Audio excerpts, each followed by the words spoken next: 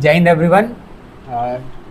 चलिए हम आज के अपने रीडिंग की क्लास को आगे बढ़ाते हैं और आज द हिंदू का जो पहला आर्टिकल है जिसका टाइटल है कॉन्स्टिट्यूशनल क्लैरिटी, उसको हम इन डेप्थ पढ़ेंगे। ठीक है, लेकिन उसको जानने से पहले जो एक कोर कॉन्सेप्ट आया है इस आर्टिकल में, पूरे आर्टिकल में आप देखोगे, हम उसको थोड़ा सा आज देखते हैं। ठीक है, कि अलग अलग आर्टिकल्स का जिक्र किया था इस पूरे आर्टिकल में, तो हम उनको थोड़ा सा देखते हैं जो कि आपके जीएस के पॉइंट ऑफ व्यू से काफ़ी इंपॉर्टेंट है। ठीक है, तो जो पहला आर्टिकल हम देखेंगे वो है आर्टिकल 200, है ना। आर्टिकल 200 में क्या है, तो आर्टिकल 200 में देखिए, जब कभी भी एक असेंबली है, स्टेट असेंबली किसी भी बिल को पास करती है तो वो एसेंट के लिए गवर्नर के पास जाता है। जैसे कि सेंट्रल लेवल पे पार्लियामेंट जब किसी भी कानून को पास करती है तो प्रेसिडेंट के पास जाता है एसेंट के लिए, वैसे ही स्टेट में गवर्नर के पास वो जाता है एसेंट के लिए।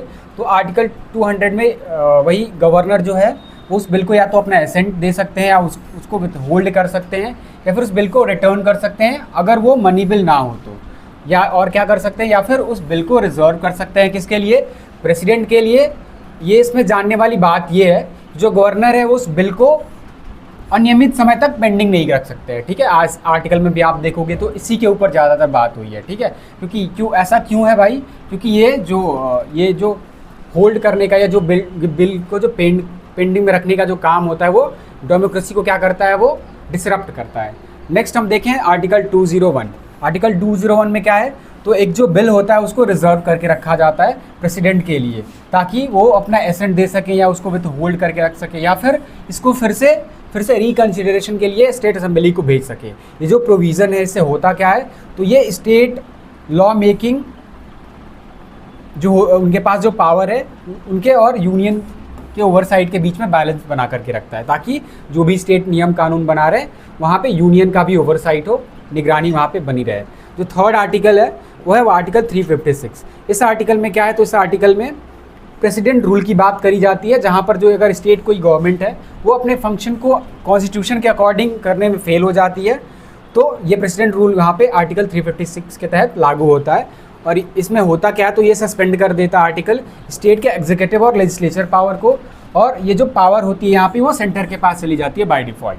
ठीक है, नेक्स्ट जो आर्टिकल इसमें बात कर रहा है वो आर्टिकल 141। इस आर्टिकल में क्या है, तो इस आर्टिकल में अगर कोई भी नियम जिसको सुप्रीम कोर्ट ने डिक्लेयर किया है वो बाइंडिंग होता है हर एक कोर्ट के ऊपर पूरे इंडिया के अंदर। ठीक है, ऐसा नहीं है कि अगर सुप्रीम कोर्ट ने कोई लॉ बनाया तो या फिर कोई भी और जजमेंट दी तो वो बाकी सारे कोर्टों को नहीं मानेंगे, बाकी सारे कोर्ट्स को भी मानना पड़ेगा उस नियम को, उस लॉ को।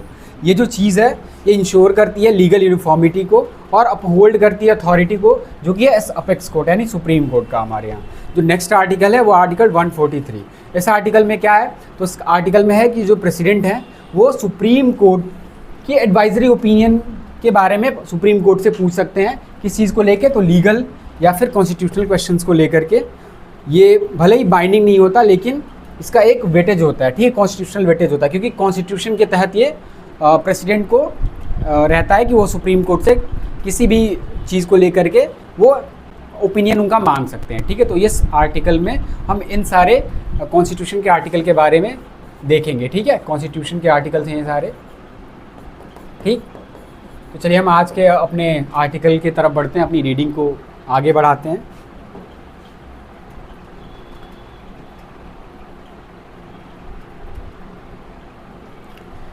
हाँ जी, तो आप यहाँ पे देख पा रहे होंगे आर्टिकल का जो टाइटल है वो है कॉन्स्टिट्यूशनल क्लैरिटी, यानी संवैधानिक स्पष्टता। ठीक है, इसका मतलब ये होता है। ठीक, क्लैरिटी का मतलब क्या होता है? स्पष्टता। और कॉन्स्टिट्यूशनल का मतलब कॉन्स्टिट्यूशन से रिलेटेड यानी संवैधानिक। कह रहा है जो टाइटल इस आर्टिकल का जो टाइटल पैराग्राफ है वो क्या कह रहा है, जो presidential reference proceedings boost case against delays by governor, यानी जो प्रेसिडेंशियल रेफरेंस है इसकी जो प्रोसीडिंग्स है, अगर इसके ऊपर कोर्ट में केस चलता है, ठीक है, हियरिंग होती है इसको लेकर के, तो ये जो चीज़ है प्रेसिडेंशियल रेफरेंस की वो क्या कर सकती है, बूस्ट करती है केस को, उस मामले को जो कि डिले के खिलाफ आता है। और ये डिले किसके द्वारा किया जाता है? गवर्नर के द्वारा किया जाता है। ठीक है, तो जब कभी भी जो गवर्नर किसी भी बिल को पास करने के बीच में अगर वो रिस्ट्रिक्शन बनते हैं तो ये जो प्रेसिडेंशियल रेफरेंस है वो काफ़ी अच्छी, मतलब इस चीज़ को काफ़ी बूस्ट कर सकती है, इस चीज़ से काफ़ी हेल्प मिल सकती है। ठीक, चलिए हम आगे देखते हैं। The hearing on the presidential reference, यानी जो हियरिंग है यानी सुनवाई है उसकी किस चीज़ के ऊपर, प्रेसिडेंशियल रेफरेंस के ऊपर, that followed the supreme court judgment, जिसने फॉलो किया, जो बाद में आई, किसके बाद में आई, सुप्रीम कोर्ट के जजमेंट के बाद में आई, फैसले के बाद में आई। और ये फैसला कब आया था, ऑन अप्रैल 8, 2025, यानी इसके बाद आई, क्लैरिफाइंग द कॉन्स्टिट्यूशनल पोजीशन, यानी क्लैरिफाई करते हुए, स्पष्ट करते हुए किस चीज़ को, संवैधानिक पोजीशन को। और ये पोजीशन किस चीज़ को लेकर के है, ऑन द पावर्स, उन शक्तियों को लेकर के है जो कि है गवर्नर का और प्रेसिडेंट का। और ये पावर रिलेटेड किस चीज़ से है, इन प्रोवाइडिंग एसेंट, प्रोवाइड करने से है, देने से है सहमति को, टू बिल्स, यानी जो भी विधेयक जो भी पास होते हैं असेंबली में उनको एसेंट देने को लेकर के है।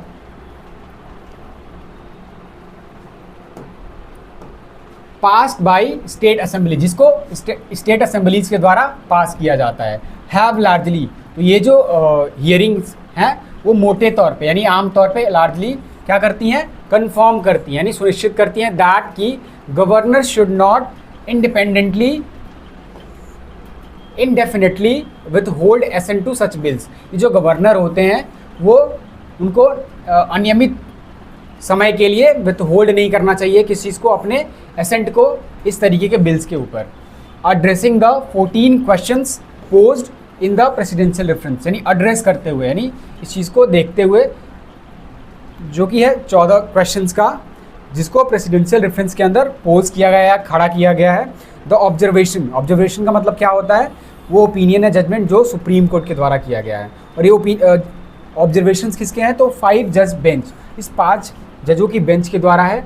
लार्जली यानी आम तौर पे converge on the constitutional principle, यानी जो संवैधानिक प्रिंसिपल्स हैं उन पे ये क्या करते हैं, उन्होंने कन्वर्ज किया, यानी सबकी एक साथ सहमति आई हुई है। इल्यूसिडेटेड इन अप्रैल, जिसको क्लैरिफाई कर दिया गया था कब, अप्रैल के अंदर ही, ठीक है।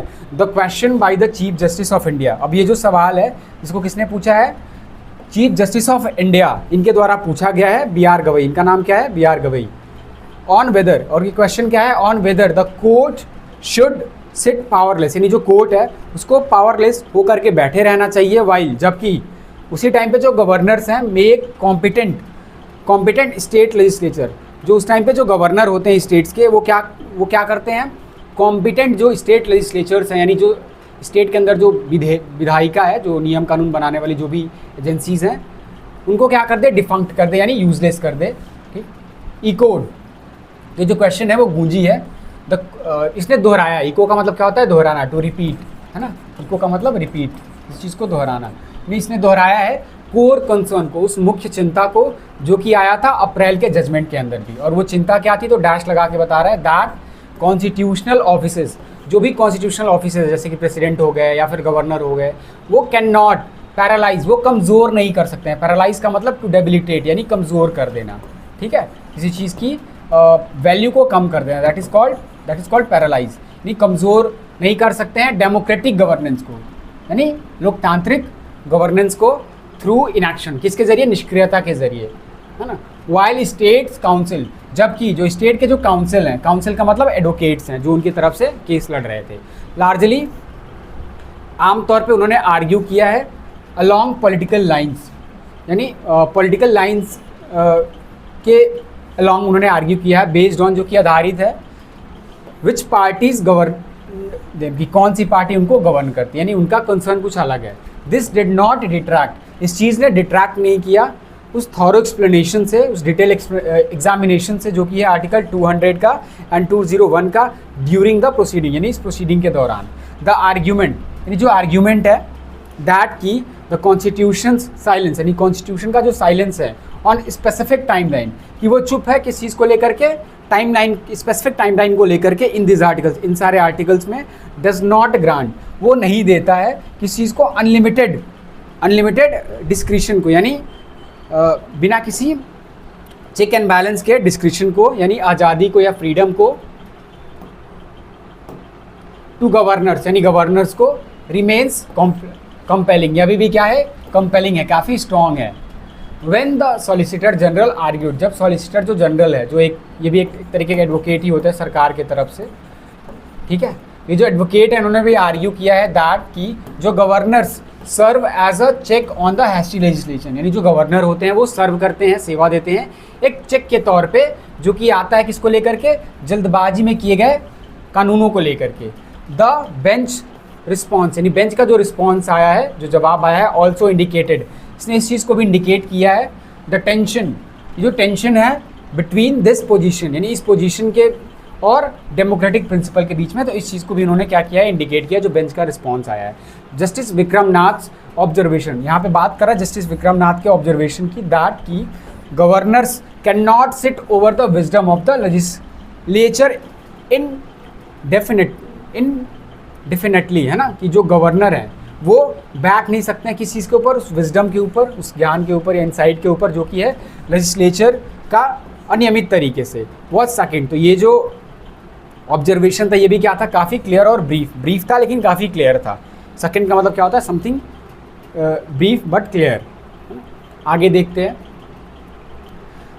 That only opposition ruled states, that का मतलब होता है ये बात की कि केवल जो अपोजिशन के द्वारा रूल किए जाने वाले जो स्टेट्स हैं, हैव फेस्ड, उन्होंने फेस किया है प्रोलॉन्ग डिलेज को, यानी ऐसे डिलेज को जो कि प्रोलॉन्ग्ड है, जिनका कोई टाइम लिमिट नहीं है, as pointed out by Kerala's counsel, जैसा कि ये चीज़ कहाँ पे पॉइंट आउट करी गई, दिखाई गई केरला के काउंसिल के द्वारा, यानी एडवोकेट के द्वारा। ठीक है, काउंसिल का मतलब क्या होता है, एडवोकेट। ठीक है, इस चीज़ को आप याद रखोगे। ठीक है, ये बिल्कुल ही अलग होता है काउंसिल नाम के वर्ड से। ठीक है, काउंसिल का मतलब कमेटी एक तरीके की होती है। सजेस्ट, तो ये जो पूरी की पूरी बात है वो दिखाती है, दर्शाती, सजेस्ट करती है द कॉन्स्टिट्यूशनल फ्रेमवर्क, यानी जो कॉन्स्टिट्यूशनल यानी संवैधानिक जो ढांचा है इटसेल्फ अपने आप में इज़ नॉट एम्बिगुअस, वो अनक्लियर नहीं है। एम्बिगुअस का मतलब क्या होता है, unclear, but that is application has become selective, बल्कि जो इसका एप्लीकेशन है, इसको इम्प्लीमेंट करने का जो काम है ये सिलेक्टिव हो चुका है, यानी सिलेक्ट करके यूज़ किया जाता है इसको। द बेंच एग्जामिनेशन, बेंच का जो एग्जामिनेशन है ऑफ किस चीज़ का, of why judicial review applies, कि क्यों जो जुडिशियल रिव्यू है वो अप्लाई होता है टू गवर्नर्स रिकमेंडेशन। ये जो गवर्नर का रिकमेंडेशन आता है आर्टिकल 356 के अंदर, जो कि इसको हम प्रेसिडेंट रूल के नाम से भी जानते हैं, but supposedly not to action under article 200, लेकिन ऐसा मान लिया जाता है कि ये उन एक्शंस के ऊपर नहीं आता है एग्जामिनेशन, जो कि आर्टिकल 200 के अंदर बात करता है, जो कि किसको लेकर के आता है, असेंट टू बिल्स को लेकर के, यानी बिल को जो सहमति देने को लेकर के आता है उसको। तो ये यहाँ पे यही कह रहे हैं कि जो जुडिशियल रिव्यू है सिर्फ वो अभी के टाइम पे प्रेसिडेंट रूल को ही सिर्फ जुडिशियल रिव्यू के दायरे में रखा जाता है, क्या ये इसमें भी नहीं होना चाहिए, ऐसे बात करें। तो इस चीज़ ने भी क्या किया, हाईलाइट किया है पोटेंशियल इनकन्सिस्टेंसीज को, यानी ऐसी अनियमितताओं को जो कि पोटेंशियल है, काफ़ी वजनदार हैं, इन आर्ग्यूमेंट्स, उन आर्ग्यूमेंट्स में डिफेंडिंग अनलिमिटेड डिस्क्रिप्शन, जो कि क्या कर रही है, डिफेंड कर रही है अनलिमिटेड, बिना किसी चेक एंड बैलेंस के डिस्क्रिप्शन को, मनमानेपन को, फॉर गवर्नर्स यानी गवर्नर्स के लिए। ठीक है, आगे देखते हैं। आगे कह रहा है द प्रोसीडिंग्स, यानी जो प्रोसीडिंग्स आ रही हैं जो कि जुड़ी हुई है रिलेटेड टू द क्वेश्चंस, उन क्वेश्चन से जुड़ी हुई हैं जो कि दिखाया गया है कहाँ पे, प्रेसिडेंशियल रेफरेंस के अंदर, डेमोन्स्ट्रेट, तो दिखाते हैं वाई, क्यों, द अप्रैल जजमेंट्स फ्रेमवर्क, यानी अप्रैल में आए हुए फैसले का जो फ्रेमवर्क था, स्ट्रक्चर था, रिमेन्स कॉन्स्टिट्यूशनली साउंड, ये अभी भी क्या है, कॉन्स्टिट्यूशनली यानी संवैधानिक रूप से क्या है, ये सही है, एंड ज़रूरी भी है, नेसेसरी है, किस चीज़ के लिए, टू मेंटेन, ताकि मेंटेन किया जा सके, उस बैलेंस को बरकरार रखा जा सके, उस संतुलन को between federal corporation and state autonomy, यानी फेडरल कॉर्पोरेशन के बीच में और स्टेट ऑटोनॉमी के बीच में, इन दोनों के बीच में बैलेंस बना के रखी जा सके। ठीक है, फेडरल कॉर्पोरेशन का मतलब क्या होता है, सेंटर और स्टेट के बीच में कॉर्पोरेशन, और स्टेट ऑटोनॉमी क्या होता है, स्टेट कुछ नियम कानून के लिए बिल्कुल ही फ्री रहते हैं। ठीक है, ऑटोनॉमी का मतलब क्या होता है, फ्रीडम। ठीक है, ये वर्ड भी याद रखना आप लोग। आगे देखें, the question from these hearing, जो सवाल इन हियरिंग से निकल कर के आ रहे हैं, इज़ ऑन वाई, वो सवाल किसके ऊपर है कि क्यों जो सेंटर है उसने चूज़ किया दिस अनयूजुअल रूट को, इस अजीब से रूट को यानी रास्ते को, एज स्कॉलर्स हैव इस्टेब्लिश, जैसा कि जो स्कॉलर्स हैं, यानी स्कॉलर मतलब जो विद्वान लोग जो रहे हैं, उन्होंने इस बात को इस्टेब्लिश किया या कहा है, an advisory opinion by the court, ये जो एडवाइजरी ओपिनियन आती है किसके द्वारा, कोर्ट के द्वारा, आर्टिकल 140 के तहत, डज नॉट ओवरराइड, वो ओवरराइड नहीं करती है, यानी डोमिनेट नहीं करती है एक बाइंडिंग जजमेंट को, यानी इसे जो भी फैसला आता है आर्टिकल 143 के तहत सुप्रीम कोर्ट के द्वारा, वो बाइंडिंग नहीं होती है अंडर आर्टिकल 144। जो आर्टिकल 144 की जो फैसला होती है वो बाइंडिंग होती है, उसकी तरह ही ऐसा नहीं होता है इस आर्टिकल 143 के अंदर, हमने ऐसा देखा है। और ये ऑब्जर्व किया गया किसके द्वारा, स्कॉलर्स के द्वारा। If the centre generally sought clarity, अगर जो सेंटर है, यानी सेंटर मतलब जो हमारी केंद्र की सरकार है, वो वास्तविक रूप से मांगी है क्लैरिटी को किस चीज़ को लेकर के, अप्रैल के जजमेंट को लेकर के, वेल इस्टेब्लिश जुडिशियल प्रोसीजर्स, जो अच्छे तरीके से इस्टेब्लिश किए जाने वाले जो जुडिशियल प्रोसीजर्स हैं, जैसा कि रिव्यू पिटीशन, यानी पिटीशंस को रिव्यू करना, या फिर क्यूरेटिव पिटीशन, या फिर पिटीशन को भी करेक्ट करना, वर अवेलेबल, ये अवेलेबल हो। When the court's final reply, जब कोर्ट का final reply to the reference, इस रेफरेंस को लेकर के इस रिसीव, उसको रिसीव किया जाता है, द सेंटर शुड, यानी जो हमारी केंद्र की सरकार है उसको एक्सेप्ट करना चाहिए द कॉन्स्टिट्यूशनल बाउंड्रीज को, यानी कॉन्स्टिट्यूशन यानी संवैधानिक बाउंड्रीज को, लिमिटेशंस को, दैट की the April judgment and these proceedings, कि जो अप्रैल में आया हुआ जो जजमेंट था और ये जो प्रोसीडिंग्स हैं, हैव रीइंफोर्स्ड, इन्होंने इस चीज़ को स्ट्रेंथन किया, मजबूती दी है, रादर दैन, बजाय कि कंटिन्यू करे, टू परस्यू, फॉलो करना पावर्स का, दैट वुड ऑल्टर, जो कि चेंज कर देंगे, ऑल्टर का मतलब चेंज कर देंगे, इस डेलिकेट से फेडरल बैलेंस को, यानी कमज़ोर कर देंगे इस नाजुक से फेडरल बैलेंस को, that the constitution has establish, जिसको कॉन्स्टिट्यूशन ने भी क्या किया है, इस्टेब्लिश किया है।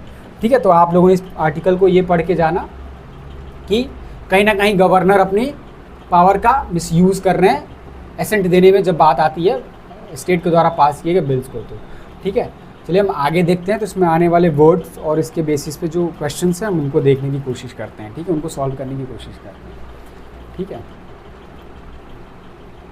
हाँ जी। तो आज का जो पहला वर्ड है वो है इल्यूसिडेट। इल्यूसिडेट का मतलब क्या, इल्यूसिडेट का मतलब क्या होता है, किसी चीज़ को क्लियरली एक्सप्लेन करना, क्लैरिफाई, एल्यूमिनेट, एक्सपाउंड, इससे कुछ बहुत ही अच्छे सिनोनिम है। नेक्स्ट वर्ड है हमारा डिफंक्ट। डिफंक्ट का मतलब क्या होता है, किसी चीज़ को नॉन फंक्शनल बना देना। ठीक है, कि उसका जो काम था अब उस काम को वो कर ही नहीं पा रहा है, इसलिए वो नॉन फंक्शनल हो गया। एब्सोल्यूट या नॉन फंक्शनल भी इसके सिनोनिम है। सेकंड का मतलब क्या होता है, सेकंड का मतलब होता है किसी चीज़ को क्लियरली और ब्रीफली एक्सप्रेस करना, कोई ऐसी चीज़ जो क्लियरली या स्पष्ट रूप से या फिर संक्षिप्त रूप से उसको एक्सप्रेस किया गया, that is called second. Concise या क्रिस्प। एम्बिगुअस का मतलब क्या होता है, open to more than one meaning, यानी अनक्लियर कह सकते हो आप इसको। ठीक है, जिससे कई सारी मीनिंग निकाली जा सकती है। वेग या अनक्लियर, इससे कुछ वेग वर्ड को याद रखिए, ये बहुत इंपॉर्टेंट है आपके एग्जाम के लिए भी। नेक्स्ट वर्ड बहुत इंपॉर्टेंट है, प्रोलॉन्ग। प्रोलॉन्ग का मतलब क्या होता है, लंबे टाइम तक चलने वाला। ठीक है, that is called prolong. Extended या लेंथी भी इसको आप कह सकते हैं। नेक्स्ट वर्ड है हमारा डिस्क्रिशन। डिस्क्रिशन का मतलब क्या होता है, फ्रीडम टू डिसाइड, यानी फ्री होते हो आप अपनी विवेक बुद्धि का इस्तेमाल करके जब भी कोई चीज़ डिसाइड करते हैं, that is called discretion. Judgment, choice, authority इसके सिनोनिम हो गए। नेक्स्ट वर्ड बहुत ही अच्छा है, ऑल्टर। ऑल्टर का मतलब क्या होता है, किसी चीज़ को चेंज करना, यानी फेर बदल करना, that is called alter. Modify, adjust करना। जो हमारा लास्ट वर्ड है that is converge on.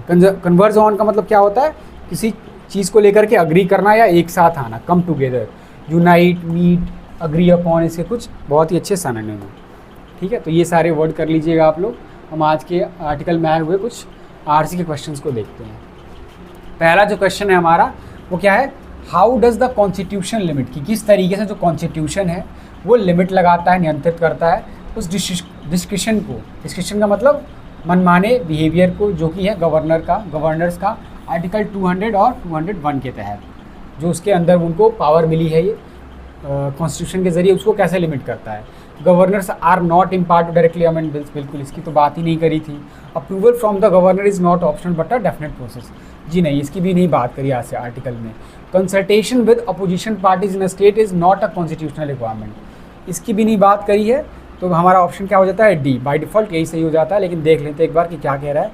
Clear constitutional options are prescribed instead of allowing indefinite delay, यानी क्या बात कर रहा है कि क्लियर कॉन्स्टिट्यूशनल ऑप्शन होने चाहिए, उनको प्रिस्क्राइब किया गया इस आर्टिकल में, बजाय कि आप डिले को क्या करो, अलाउ करो। ठीक है, नेक्स्ट क्वेश्चन है हमारा, why has the application of constitutional rules to governors action has been called selective, यानी जो एप्लीकेशन है कॉन्स्टिट्यूशनल रूल्स के जो कि गवर्नर के एक्शन से आते हैं, उनको सेलेक्टिव क्यों कहा गया है। ठीक है, तो देखते हैं इस आर्टिकल में। Financial bills sorry, financial bills alone are examined under 200 article, बिल्कुल नहीं, इसकी फाइनेंशियल बिल्स की बात नहीं करी थी। Rules are often applied more strictly to opposition rules, बिल्कुल सही है। ये जो रूल्स को अप्लाई किया जाता है केवल उन्हीं स्टेट्स में जो कि अपोजिशन के द्वारा रूल किए जाते हैं, ऐसा अक्सर देखने को मिलता है, स्ट्रिक्टली उनको लगाया जाता है, तो बी ऑप्शन करेक्ट हो जाएगा। थर्ड जो क्वेश्चन है, what is the effect of prolong delays, ये क्या प्रभाव पड़ता है उस प्रोलॉन्ग डिलेज का जो कि गवर्नर के द्वारा एसेंट देने में आता है, क्या है इसका आंसर? तो ये स्ट्रेंथन करता है सेंटर स्टेट के कोऑर्डिनेशन को, बिल्कुल नहीं, ये तो बिल्कुल ही नहीं होगा। या सेफ गार्ड करता है अनकॉन्स्टिट्यूशनल बिल्स के अगेंस्ट, ये भी नहीं बात कर रहा है। ये अंडरमाइन कर देता है लेजिस्लेटिव फंक्शनिंग को और डेमोक्रेसी को, बिल्कुल यही आपका आंसर हो जाएगा। तो answer option C will be the answer, ठीक है। तो आर्टिकल कर लीजिएगा और अपने फीडबैक ज़रूर हमें कमेंट करके बताइएगा, वीडियो को शेयर ज़रूर करिएगा। और अगर इसी तरीके से आप अपनी रीडिंग को करना चाहते हो तो हमारे साथ जुड़े रहिए, चैनल को सब्सक्राइब कर लीजिएगा अगर आपने सब्सक्राइब नहीं किया हो इनको, ठीक है, लाइक भी ज़रूर करिएगा, ठीक है। आज के लिए इतना ही, थैंक यू, जय हिंद।